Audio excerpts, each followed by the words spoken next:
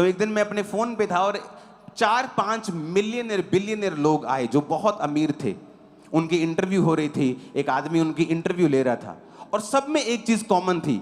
सब कहते थे कि मैं जब 28 साल का था, मैं बाइबल पढ़ रहा था तो परमेश्वर ने मेरे से बात की बाइबल में से और तब से मेरी जिंदगी बदल गई। मैं ब्रिज के नीचे रहता था, आज मेरी हजारों करोड़ों की कंपनी है। सभी की लाइन सेम थी कि मैं बाइबल के साथ जुड़ा हुआ था, मैं परमेश्वर पर विश्वास करता था।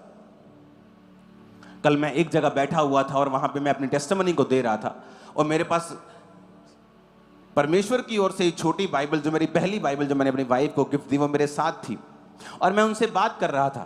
मैंने कहा मेरी लाइफ की हर बड़ी शुरुआत बाइबल से हुई है।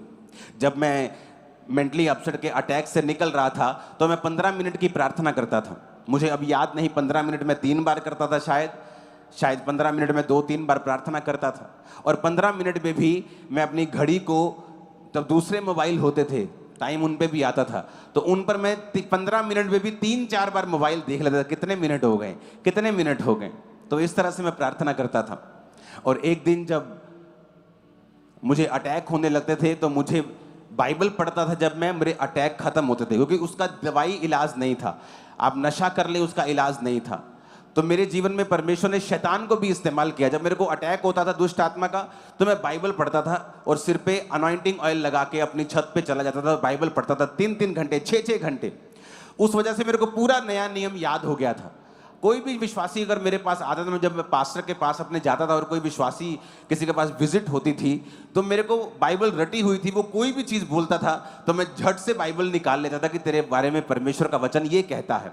तो इतना परमेश्वर ने मुझे, इसलिए नहीं कि प्रभु से बहुत प्यार करता था, इसलिए कि परमेश्वर ने मुझे ऐसी सिचुएशन में डाल दिया कि मुझे बाइबल पढ़नी पड़ती थी, नहीं तो मेरे मेंटली अपसेट के अटैक खत्म नहीं होते थे।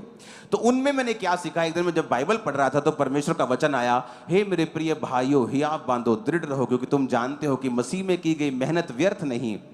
मुझे लगा परमेश्वर ने मुझसे बात की है। अगर मैं चाहता हूं कि मैं मेंटली अपसेट के अटैक से फ्री हो जाऊं, मैं इस बीमारी से आजाद हो जाऊं, तो मेरी मेहनत नहीं, शायद प्रभु ये चाहता है कि मैं मेहनत करूं। तब मेरे रोजे रखने स्टार्ट किए, 40 रोजे स्टार्ट किए, फिर 40 खत्म, फिर 40, फिर 40, एक साल में 5-5 बार 40-40 रोजे रखे।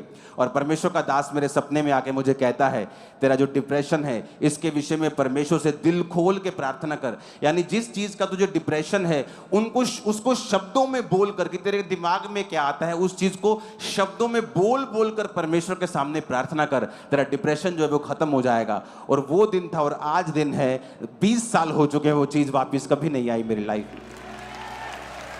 लेकिन वो कैसे हुआ? सारे मिलियनर्स बिलियनर्स बता रहे थे, बाइबल, वचन, फेथ,